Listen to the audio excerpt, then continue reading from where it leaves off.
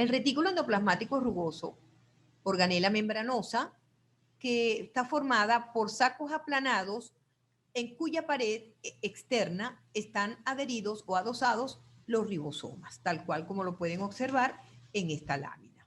Se dice que el retículo endoplasmático rugoso forma la membrana o envoltura nuclear. Y fíjense cómo el espacio entre la membrana entre la membrana nuclear interna y la membrana nuclear externa, que es el espacio perinuclear, se continúa con la luz del retículo endoplasmático. El retículo endoplasmático tiene función de síntesis, almacenamiento y transporte de proteínas y la glucosilación que tiene lugar en el lumen.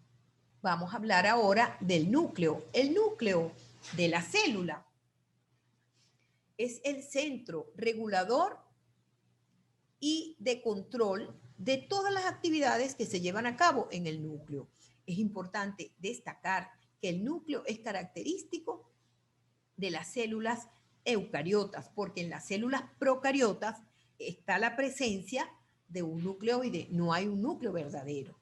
La forma del núcleo acompaña a la forma de la célula, es decir, que si la célula tiene forma esférica, ese núcleo tendrá forma esférica.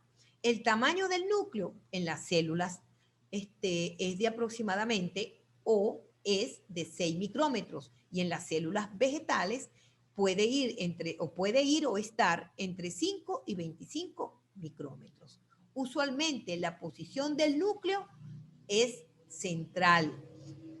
Claro, podemos conseguir casos donde la posición del núcleo es excéntrica, es decir, que ese núcleo no está situado o localizado en el centro de la célula.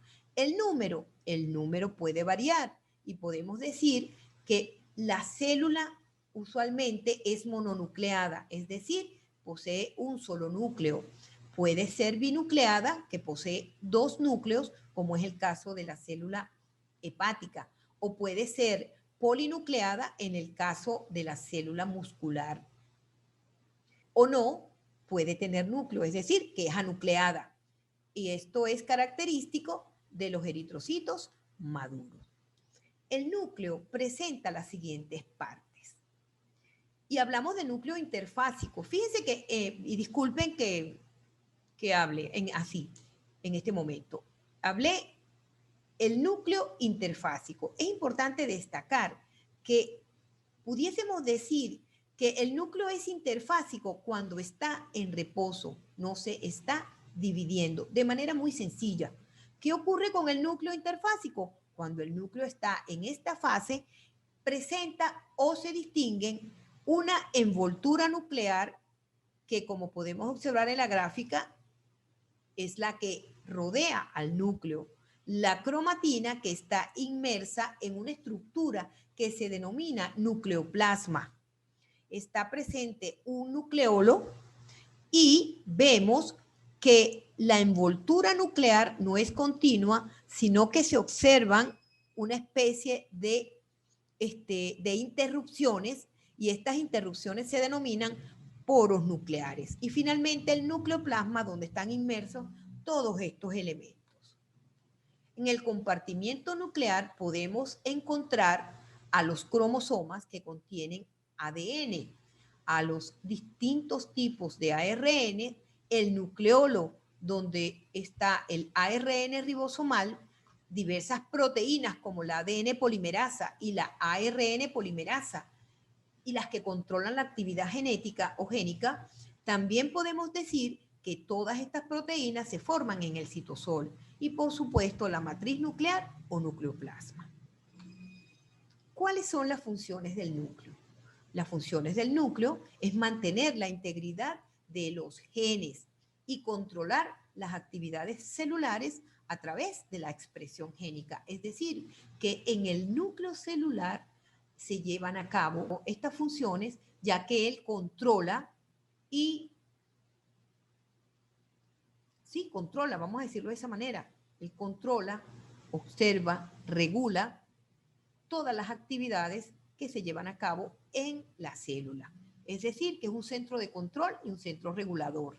Además de ello, en él ocurren procesos importantes como la replicación del ADN, la transcripción y que es la producción de los distintos tipos de ARN, que servirán en la síntesis de las proteínas. Por supuesto, esto quiere decir que el núcleo es el centro regulador y de control, en resumen, de toda la célula. Ya dijimos que la membrana nuclear o envoltura nuclear es la envoltura que rodea al núcleo. Vamos a tomar esta sección que estamos señalando y dijimos que la envoltura nuclear era una membrana que estaba interrumpida y que estas interrupciones o estos espacios son llamados los poros nucleares, que son los sitios donde está interrumpida la membrana, porque no es una membrana continua. Esta membrana nuclear es una doble membrana, presenta una membrana externa que mira hacia el citosol y una membrana interna que mira al nucleoplasma. El espacio entre la membrana interna y la membrana externa, que también se le llama membrana nuclear interna y membrana nuclear externa, se llama el espacio perinuclear. En este espacio que mide de 20 a 40 nanómetros, este espacio está relacionado con la luz del retículo endoplasmático rugoso. Vemos que en la membrana interna y en la membrana externa están reforzados por filamentos intermedios. Estos filamentos intermedios son unas delgadas mallas que refuerzan a la envoltura nuclear. Pero si observamos la membrana interna, vemos que esta malla que refuerza a esta membrana interna, que está formada por filamentos intermedios, se denomina lámina nuclear, que está constituida por laminofilamentos y que es la responsable de conferirle la forma y resistencia a la membrana nuclear. Los poros nucleares son los canales que permiten, fíjense, aquí están estas interrupciones que hemos denominado poros nucleares. Aquí están estas interrupciones o estos espacios llamados también canales que permiten el transporte bidireccional del núcleo hacia el citoplasma. Podemos observar que el complejo del poro, sí, vamos a decirlo de una vez, el complejo del poro que se forma, esta estructura se forma porque en la membrana están presentes proteínas transmembranosas que se denominan nucleoporinas. Estas proteínas van a conformar el complejo del poro nuclear. ¿Y cómo está estructurado este poro nuclear? Bueno, vamos a verlo. Fíjense que tiene un anillo que es externo, un anillo que es interno, tiene también una columna, tiene un filamento de lado y lado, tiene las proteínas de anclaje y la canasta nuclear. ¿Y cuál es su función? Transporte bidireccional de estructuras desde el núcleo al citoplasma. El transporte a través de los poros nucleares se realiza a través de dos mecanismos, de difusión pasiva y por transporte activo. Ya conocemos de que hablamos en la membrana nuclear que la difusión pasiva requiere de canales acuosos proteicos, no requiere de energía para que puedan difundir los elementos hacia el núcleo o ese transporte bidireccional, como dice o como reza la función de los poros nucleares. También el transporte activo es otro mecanismo de transporte a través de los poros nucleares que ya ustedes saben que va en contra del gradiente de concentración, requiere de energía en forma de ATP. ¿Okay?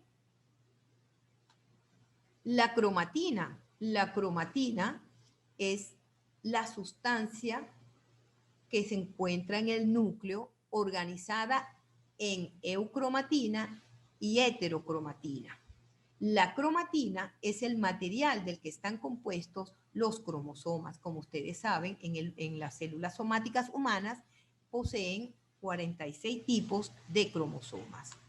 La cromatina, como dijimos, son de dos tipos. La heterocromatina, que es condensada y podemos observarla en esta figura, donde está más próxima o muy cercana a la envoltura nuclear y se distinguen dos tipos de heterocromatina, la constitutiva y la facultativa. Y el otro tipo de cromatina lo constituye la eucromatina, que está localizada hacia el interior del núcleo y que constituye a un ADN activo, porque el ADN que sintetiza es el ADN que sintetiza las moléculas de ese ARN.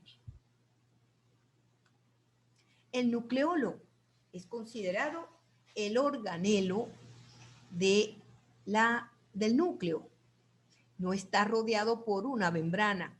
No existe una membrana que limite el núcleo del nucleoplasma. Contiene proteínas y ARN. Contiene proteínas y ARN. También podemos decir que la función del nucleolo es formar las subunidades mayor y menor de los ribosomas, es decir, forma los ribosomas y en el nucleolo se sintetiza ARN ribosomal. ¿Cuáles son las partes del nucleolo? Bueno, el nucleolo presenta los centros fibrilares que contienen las asas de ADN, con los centros fibrilares como los ven aquí. Tiene una parte granular donde se forman los ribosomas y una parte fibrilar que contiene los ARN nucleolares que se están transcribiendo, es decir, que es una masa densa constituida, una masa densa constituida por fibrillas que están formadas a su vez por ADN y ribonucleoproteínas. Por supuesto, muchachos, una vez que ustedes escuchen la clase, se deben cumplir los siguientes objetivos específicos. Y es por ello que les recomiendo que hagan una revisión de los objetivos específicos. ¿Cuáles son? Bueno, son los que ustedes observan en esta lámina. Tienen 7 objetivos que elaborar, donde el número 1 es definir la célula en base a sus propiedades morfológicas. Definir los comportamientos intra y extracelular, hasta llegar a elaborar un cuadro estableciendo comparaciones estructurales y funcionales entre las células procariotas y eucariotas. Les recuerdo, muchachos, que hice que resaltaran algunos aspectos que para nosotros son importantes que ustedes para estudiar, tengan presentes para estudiar. Por otra parte, les recomiendo que estudien por la siguiente bibliografía: Biología celular y molecular de Clark, los principios de bioquímica de Leninger, vienen bastantes aspectos sustanciosos de las bases celulares de la vida al inicio en el capítulo 1, si no me equivoco, y también les recomiendo los fundamentos de biología celular y molecular de Roberti. Muchachos, procuren no ser un hombre con éxito, sino un hombre con valores. Eso lo dijo un día Albert Einstein. Muchísimas gracias por su atención. Si tienen alguna pregunta, por favor, háganmela llegar a través de las direcciones que les indiqué al inicio de la clase. Tengan un excelente y un hermoso día.